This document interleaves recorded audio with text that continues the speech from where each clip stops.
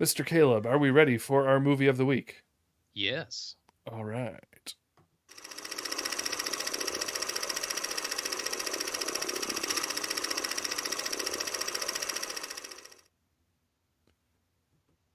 Alrighty, so what will we be tackling this week?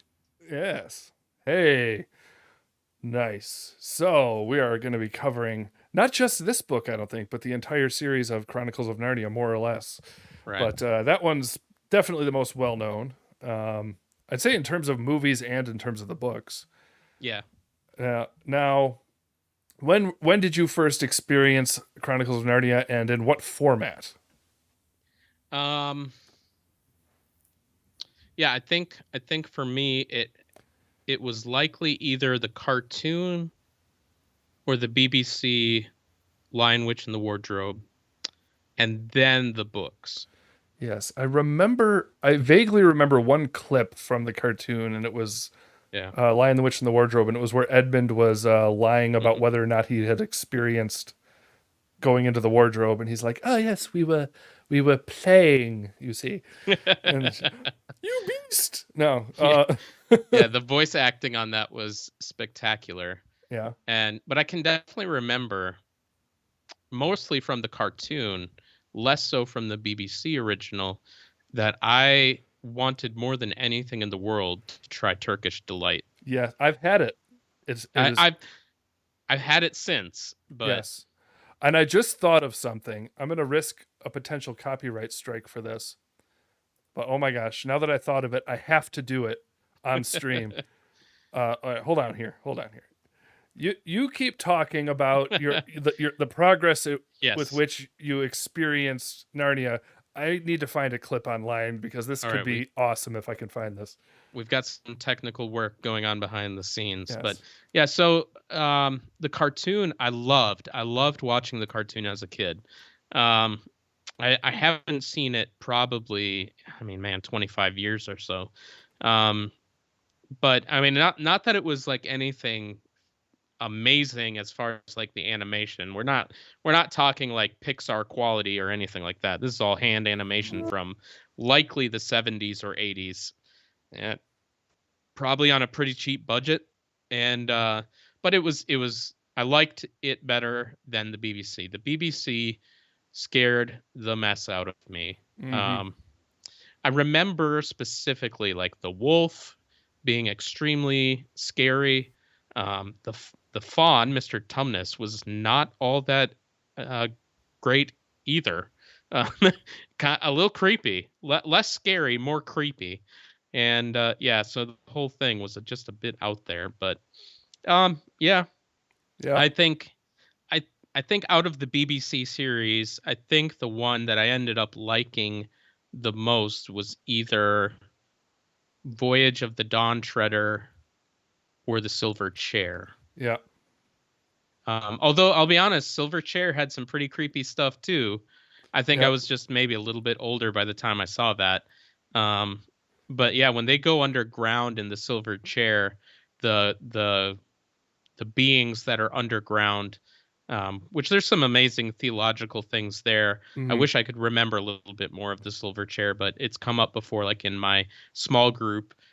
We've talked about it before. Like they had never seen the sun, so they didn't really know like the benefits of the sun, and so they were all afraid of it, and Mm-hmm. all that kind of stuff. But Which one are you um, talking about now? Silver Now, Chair, Silver Chair. I'm actually searching for a clip from the Silver Chair with the BBC. nice, nice, But nice. continue because this is going to be epic if I can find it. Yeah. But So yeah. So I mean, there's just amazing stuff there. But I when Disney, I think it was Disney, first said that they were going to make um, their run at um, the Lion, the Witch, and the Wardrobe, and kind of wondered, how far would they go with the series. I was excited, but a little bit nervous at the same time because I mean I've stated my opinion on Hollywood making films of this caliber. They usually cut out a good bit of the faith elements, yeah. replace it with whatever, and they did to an extent. I mean there's still some good stuff there, but um, I would say I feel like Lion, the Witch, and the Wardrobe was done better than the other ones, and I I think found the it. I By the found it. Okay, I'm sorry. the third one, it Oh, completely went off the rails, but it wasn't Disney that made that one either, though. okay. So speak. So yeah. So what have you covered? You've talked about the cartoon, and you've talked about the BBC version a little BBC, bit. How that scared you. yes. Now I might have missed it there as I was deep in my search, but did you mention the Disney ones? I did. I Yeah. mentioned how the first one I thought was mostly good. You know, like Hmm. I was okay with it. The Yeah, they second one, actually. I feel like whatever format I've seen Lion the Witch and the Wardrobe in, it always really yeah, seems to include all the essentials. Like they didn't change yeah. much of anything in the first one. Yeah. Second one kind of starts to shift, and then the third one is like completely off the rails. And but even Absolutely. then, like I think Fox made the third one, so Uh it huh. kind of shifted movie houses and all that stuff. So All right. So this is something I saw. Now I saw. I think like the Chronicles of Narnia. Like my earliest memories are probably the BBC ones, yeah, and then like a clip or two of the cartoon. Now I think I largely share your opinions on the quality and the some of the memory of the first one. I think I read the books finally after I saw like the yeah, BBC ones a bit. Um, but I don't think I ever saw all of the BBC ones. But I okay, remember eventually I remember watching. It was like after I'd grown up and I was just poking back around at the silver chair. I think I might have seen it when I was younger, but there's a part from the silver chair that I looked up and I could not stop laughing at this. So just an idea of what the BBC ones looked like here.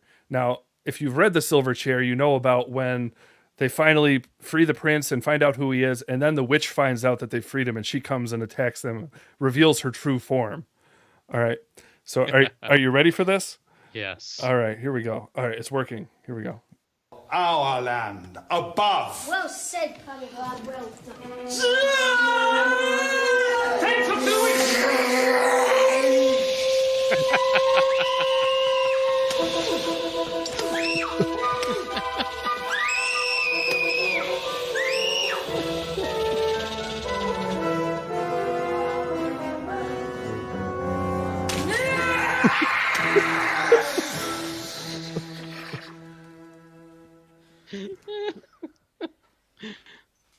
He did it. Gentlemen. That is a shoestring budget. Oh, right there. Oh man, that.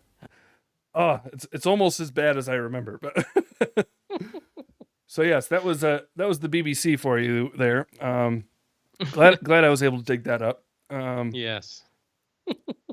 So there's Now your you journey. can see why it was so frightening as a child. It's scary. It's scary bad. It gives you nightmares. But okay. So how should we tackle? We've tackled sort of how the movies renditions have been tackled, but just in terms of its pure original form, what was sort of your what was your experience in terms of learning Yeah. theology or learning Christian truths from Narnia? Because we've talked about Harry Yeah. Potter and how Yeah. that sort of like Christians didn't tend to look for it there, even Yeah. though it was intentionally sort of rooted in some Christian tradition. But with Narnia, it's kind of always been known what C.S. Yeah. Lewis was doing. So what was your experience of that? And yeah, I can remember my parents reading the books to us at some point in time, me and my brother and sister. And my dad was always really good about when like reading through something like this, like pointing out um, at least the gospel moments that are in the book. You know, like you definitely see Aslan representing Christ when he goes to the stone tablet or the stone table and is killed um, and then rises again. Um, you know, like that is a pretty powerful portrayal of the gospel. And I remember you know, when you I oh, go remember when ahead. I was working in a factory, um, I actually was able to share the gospel with Narnia as an illustration just because of that. Yeah, There was a guy, he had this girlfriend who was sort of a lapsed Christian, sort of. She was like living with him, and he didn't know religion from, and know how to differentiate ideas from that at all. He just sort of heard things here and there, but didn't claim to be a Christian or anything. Um, and she just wouldn't talk about it. Mm. But then like I'm just doing some factory work, standing next to him, and for whatever reason, my faith came up, and I was just able to go, well, have you seen Passion of the Christ? Because that had like come out not long before that. And he's like, I don't remember if he said yes, but he knew about Jesus dying. He just didn't know what it meant. Mhm. And then I said, have you heard about Narnia? Because that was like right when Lion the Witch and the Wardrobe came out from Disney. And for him, it was just, it's another Lord of the Rings thing or whatever. He doesn't know the history of it or the ideas. And he was a little more familiar with that. I don't know if he'd seen it, but he knew the story. And I was like, well, I mean, the author of that, he meant for Aslan to be, it's like the Passion of the Christ. That's Jesus dying. That's, for our sins. And he's like, for some reason that just impacted him. He's like, what? Wow. And then he asked his girlfriend about it, and she's like, oh, yeah. That's what we believe. And he's like, really? Why didn't you tell me about this? It was like, it Oh, was the goodness. weirdest thing. But anyways, yes. Yeah. So I mean, I think that's probably right at the beginning of the series. I mean, at least in terms of authorship, the first one that came out has the clearest gospel presentation, I would say. Yeah. But there's like that. There's underlying currents of other Christian themes throughout it. Like, what else can you remember? I have one favorite, but well, go ahead. I was gonna say, like, I read the books myself again later on. I guess kind of in my college years, I think it was, and that was the first time that I went all the way through the series. So my parents, I think, had read me like the first 3 or 4, and then I went back and reread it in, I think, the order that the books are supposed to be read in, the chronological order, not the release order, not the publishing order. The set that I have is from 1970, and it's in the published order. Okay. So it's not in the chronological order. But when I got to the last battle, when I read through that one, there was a lot of really cool imagery there, and I love, one of the things I love the most about that book is kind of talks about when they finally like see, like, I guess what we would say, like, we would call like the new heaven and the new earth, like the earth being reborn or whatever you want to use for language there. It's like everything became clear to them, like the colors became more vivid, everything became clear, they could see more beauty and more, like everything was in the form that it was supposed to be in, what it was always meant to look like. And it was like, all the remnants of sin disappeared. Yeah. And I loved that imagery. Yeah, I remember when like Prince Caspian finally goes, but it's before the last battle. He talks about not even desiring the wrong thing. He's like, I want to go and see, their world. Is that wrong? And Aslan's like, it's not possible for you to want something wrong now. Wow. Yeah, that's great. It's very interesting. Maybe it impacted me because I heard the sermon I talked to you about from Doug Wilson called Undragoned, where he talks about C.S. Lewis's view of like Reformed theology. But he talks about Voyage of the Dawn Treader with Eustace and the impossibility of Eustace basically being able to undragon himself. That's what he named that's what he named the talk after, was Undragoned. Ash says she's only read The Magician's Nephew. Now that's one of my favorites. That is a good one. That is a good one. Yeah. I mean, hey, it's a good place to start in terms of the story chronology, even though it wasn't the first one that came out. It's the first one chronologically. Leads you right into Lion, the Witch, and the Wardrobe. But Caspian, that was a big theme that he touched on, was the idea of total depravity. Although I'd say it is very much an illustration, and it kind of hits the doctrine of total depravity, but also kind of doesn't.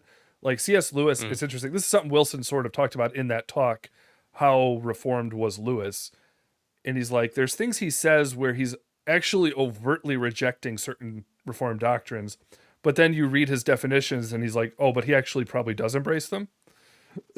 Yeah. And so he says, like, I don't believe in total depravity, but then you hear him define what he means by it, and he means something more like utter depravity. And then you see him write in Narnia, and he shows like the necessity of grace to even desire the things of Aslan, as it were. And it's kind of Calvinistic, but he doesn't use the terminology necessarily. But like, and so you could take the Eustace undragoning a couple ways, and that it shows his inability to change himself. However, as we talked about last week, a more biblical view, it would be that he doesn't want to be undragoned, whereas in the book he does. And so it's a physical problem. It's not a heart problem. It's like he got himself into the physical problem because of his evil. But he, like, in his heart wants out of it. Whereas I think more biblically speaking, we don't want to get out of it apart from God's grace. Although you could say it is kind of all Aslan that changes him. But it is more of a physical illustration of a spiritual reality, I think. I mean, obviously it is, but in more ways than one. But yeah, what is your favorite book, did you say? I feel like I'm due for another reading of them. Mm-hmm. I'm gonna go with Last Battle just for right now. That one, it was surprisingly deep in terms of how, what it reminded me of was his space trilogy. When you get to when you get to the last one, what's it called? That Hideous Strength. Yeah, the way he did the sort same of thing. The way sort of deceitful authoritarians take over. Yeah. It was surprisingly deep for a kid's book, and showing sort of the political intrigue almost with the ape and the donkey. Or was it a baboon? What was he? The evil. It's like a gorilla or I don't know. I can't remember. Yeah. Some kind of simian species. Yes. But that was fascinating. He kind of did the same thing where he in the last book, like, really pulls out all the stops on going deep. And I liked that more in the Chronicles of Narnia than I liked it in the Space Trilogy. You have read the Space Trilogy. What's that? So you have read the Space Trilogy. Yeah, I have. They need to they need to make movies out of those. Those would be really good or really bad, depending on who made them. Yes. Let's see the BBC do that. Yeah. They would need a bigger budget. They need a bigger budget, yeah. Right now I'm going to say Last Battle's my favorite, but I definitely want to give those a reread. Mm-hmm. Yeah. Trying to think what my favorite was. Might be, having gone through them again, I think Prince Caspian really bored me a lot, but once I hit Voyage of the Dawn Treader, I was like, this is great. Like, it was way better than I remembered in terms of it, like, has just a series of themes it hits, like, one after the other, and they're all really interesting. Oh, Tash. Dragonfist says, Tash terrified me as a child. Did they do all of them with BBC or not? I don't even remember. Did they get to the last battle? I don't think they did. No. Yeah. I don't think they did Magician's Nephew. I don't think they did A Horse and His Boy. The Horse and His Boy? A Horse and a Boy? No, I can't Horse and His Boy. Yeah, like The Magician's Nephew, The Horse and His Boy were later. Yeah. Yeah. And I don't feel like they did The Last Battle. No. I feel like The Last Battle's just, it's like the Book of Revelation. No one wants to touch it. Right. Yeah. Yeah. So any other big themes you think hit you? I mean, boy, we picked a big one saying we're going to touch the whole series, but like any major themes you want to touch on before we do a little Narnia trivia. And we're going to keep it probably a little shorter tonight so we can have some shorter segments for later. And I know you've got some things, but yeah, like what other major? Well, perhaps there's a little bit of the perseverance of the saints. Oh. In not Lucy, who's the other sister? Oh. Yes. She falls away for a while Yeah. and yet comes back. That's actually something, Um, that's something, again, that Doug Wilson touches on, where people are like, does she come back? I'm trying to remember. Or they hint at, like, her not I'm being pretty sure around. she does. Yeah, like some Christians have taken that as her, like, ultimately falling away. But Okay. Wilson's like, are you telling me that there were 4 thrones, and in the ultimate heaven, the ultimate Narnia, there's only 3 thrones? Come now. He's like, but he does talk about the fact that even though Edmund comes in to Narnia depraved, there's a throne waiting for him, and the theology behind that, which is very interesting. That's one I hadn't even noticed. Yeah, but I love the interactions between Aslan and Lucy. Mhm. There's a lot there, like her innocence in approaching him. Not that it mirrors anything related to us in our sin nature, but like there's a naivety on her part in understanding him, and he uses that to explain himself to her and really not explain but reveal himself to her. And I love those scenes where he talks about, um, you know, I'm good, but I'm not safe. Right. Like, he's a lion. Come on. Oh yeah, yeah. I mean, I could go on and on about the message from Wilson just because of the list of things he points out. But then I remember he talks about what's her name in Silverchair, the girl, not Polly. Was it It's- Polly? What's her name? Yep. Going blank on these things. I should have done more looking in. Yeah. But the girl she's talking to Aslan, Jill. Jill Pole. Yep. I was thinking Polly, but it's Paul. Jill Paul. Yeah. I never really understood the whole he's not a safe lion. Oh, Dragon Fist. Yeah, well, he's talking well, I guess that relates to what I was about to point out, where Jill is like at the river and she's like, I'll find somewhere else to go if you won't leave. And he's like, there is nowhere else to go. And she's just sitting there terrified, like if she leans over and drinks with him behind her, then will he eat her? And then the wording is interesting. It says her mind made itself up. Hmm. And then she went and drank. But there is a certain interesting vocabulary that's used oftentimes about them coming to Narnia. Like he says, you would not have. There's a point where they call out to him to come and help them in Narnia after he's brought them there, and he says, "You wouldn't have called out to me if I hadn't called out to you."